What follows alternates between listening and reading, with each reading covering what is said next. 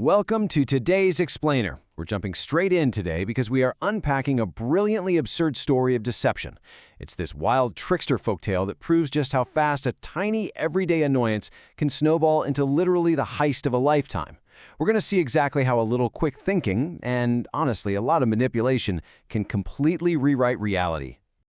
Okay, let's dive right into this. How on earth does a stolen bowl of khichdi, simple rice and lentils, magically transform a totally penniless cobbler into actual royalty? I know, it sounds impossible. But we're going to break down step by step how a trapped animal uses nothing but basic human greed to architect a massive royal wedding out of thin air. Act 1. The khichdi incidents. Every great con needs a mark, right? An unwitting protagonist. Well, here is our cobbler's reality. He works all day stitching shoes, barely making enough to scrape by. But one day, he just craves a hot bowl of khichdi. It's a super comforting dish of rice and lentils, so he buys the ingredients, cooks it up, and leaves the platter out to cool while he steps out for a bit. Just a tiny, innocent desire. But here is where the dominoes actually start falling. While the cobbler is out, a hungry jackal wanders in from the forest and just devours the fresh khichdi. The problem? Well, he doesn't quite finish before the cobbler rushes back in.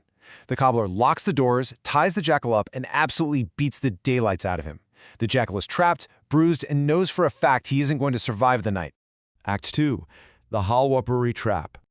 So morning arrives, the cobbler leaves for work, and the trapped jackal realizes he needs an escape plan like yesterday. He starts howling into the forest. Another jackal, a buddy of his, hears the cries, tracks him down, and sneaks into the house.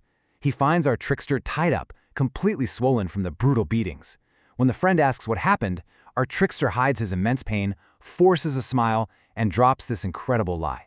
He says, "I'm getting fat eating halwapuri." He actually claims a kind man tied him up to stop him from leaving and feeds him delicious sweet pudding and fried bread every single day. The swelling?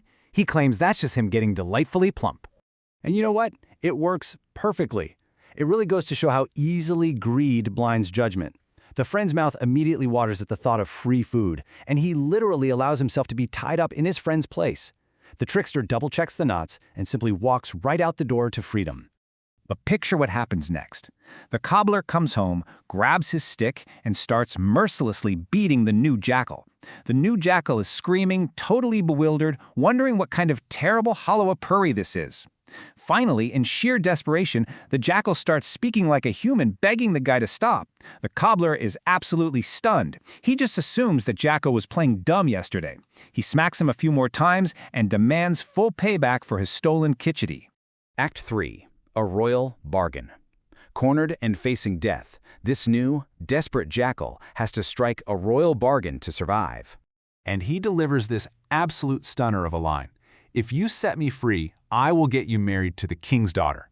I mean, the cobbler's jaw must have hit the floor. He's a penniless shoe stitcher, but the jackal swears on his life that he's going to make this royal wedding happen. And the sheer audacity of the promise actually works. The cobbler unties him, and the jackal tells him to just wait at home for good news. And this brilliantly illustrates the trickster's genius. His next move is wild. He crosses a nearby river and takes on a human form, an ilchi. An ilchi is a highly respected royal envoy representing a neighboring kingdom. By adopting this persona, he walks straight into the neighboring king's palace with complete diplomatic immunity and unquestioned authority.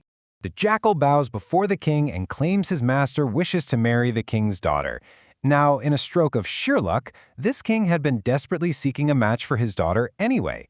People really do believe what they want to believe, right?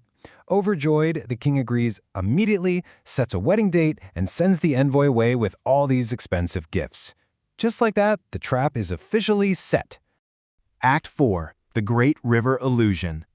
So the crucial point here is this incredibly compressed timeline. In just 3 days, the jackal has gone from facing a deadly beating to scheduling a royal wedding. But on the morning of day 3, the cobbler is completely panicking. He has no money, no army, no royal wardrobe, nothing.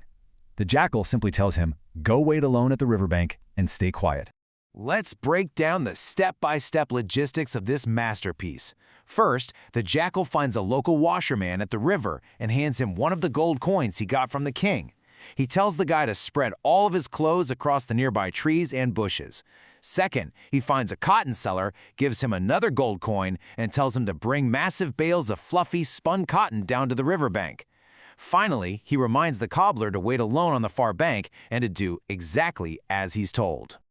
Now watch how this whole illusion comes together. Across the river, the king is eagerly standing on his palace roof, looking out for the groom's procession. He gazes across the water and sees thousands of colorful clothes draped all over the trees and bushes. From that far away, it looks exactly like a massive, vibrant royal army camp. The jackal is playing the king's visual perspective perfectly. Next up is the synchronized execution. It honestly plays out like a perfectly timed heist movie. The jackal swims across, transforms back into the human envoy, and bursts into the king's palace. At that exact same moment across the river, right on cue, the cobbler tells the washerman to quickly pack up all his clothes and leave. Then, the cobbler starts chucking those massive bales of white cotton directly into the rushing river. Meanwhile, inside the palace, the jackal is putting on an Oscar-worthy performance, just weeping uncontrollably. The king asks what's wrong. The jackal cries out, "A terrible storm just struck! Our entire royal fleet, all the wealth, the ministers, the army, they all drowned crossing the river."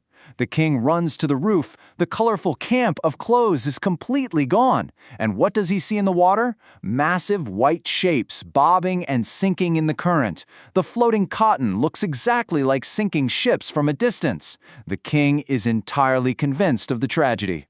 Act 5. The Cobbler's Coronation. Look at how easily logic just goes out the window when relief takes over. The king dispatches his soldiers to the other side of the river. They find the cobbler, who is, by the way, genuinely terrified, confused, and wearing literal rags. But assuming he is a highly traumatized monarch, they treat him with the utmost honor.